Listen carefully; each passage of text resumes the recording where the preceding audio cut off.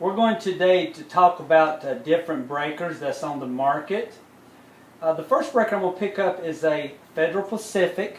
You look at the red markings here. It's very distinguished. They're very hard to open and close. These are what we call the stab lock. And actually Federal Pacific had a class action lawsuit against it about 1988. So right now you can no longer find them. Sometimes you can find them in places like Ace Hardware. Most of the time you have to go online. And these things are worth about $2 an amp. So really this breaker, if you had to use it, is worth about $80 to $100. Here is this is what we call a fat Federal Pacific breaker, double pole. This is a thin Federal Pacific breaker, double pole. It's also have different type stab locks if you look. You got to be very careful how you put them on the bus bar, because this bus bar sits in two spaces. This bus bar sits in one space, so you have to actually straddle the bus bar. Here is a single pole Federal Pacific breaker. This particular one has to be 20. But listen to how hard this is to open and close. Very difficult. That's the reason they had to go off the market, because they would not trip. The house would catch on fire. Here's a fat single pole breaker, Federal Pacific. See the stab lock? This one actually sounds pretty good. I would use this one. Here's the difference. Thin and fat. So that was another drawback with Federal Pacific. They have the thin and the fat. Moving along here, we're going to talk about Cutler hammer next. This is a tan Cutler hammer, double pole. The footprint is such. They work pretty well. The thing you got to remember about Cutler hammer, there's the tan and there's the black Cutler hammer, and the footprint is entirely different. So when your technicians go out in the field, or your electricians go out in the field, you want to say, I have a Cutler hammer. You ask the question, is it a tan or is it a black handle one? And that way you'll know which breakers to buy. This next one is a General Electric breaker, double pole. There's the footprint. Here is the thin General Electric. If you look at the stab locks, they're pretty close in size, but one's horizontal and one's vertical stab. The thin one is what I say is the horizontal, and the vertical is the fat one.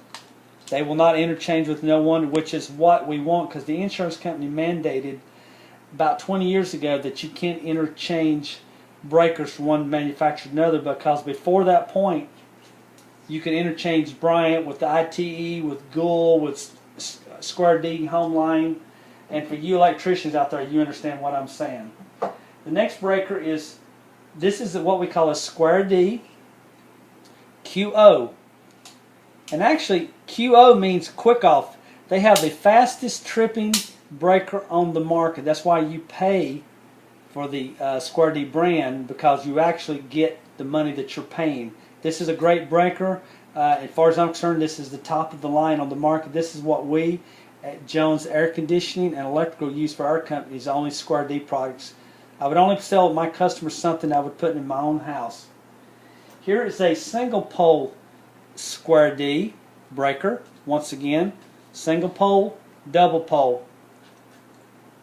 The next brand is the ITE brand. The ITE is kind of similar to the Cutler hammer, but you still can't interchange. Let me show you what I'm talking about. See how they're the same width? They're still double pole, but see how you can't stick them on the same bus bar? That's because the insurance companies mandated that, like I said, 20 years ago. Here is a double pole ITE breaker. This particular one's 15 amp. Same type footprint. It's just single pole. The next is a Bryant breaker. This is a Bryant double pole. I don't have my other breakers, and I'll do another video later, but the thing I like about Bryant, as an electrician and as a good technician, you see the red, you know it's 20. The greens are 30. You understand when you start seeing blues or 40s, and when you see these different colors in the panel box, the technician knows which one's which. Once again, this is a double pole. This is an old breaker, is what this is. I pulled out of somebody's. See the footprint? The footprints are the same, so yes, you could interchange these breakers if you wanted to, but you're not supposed to.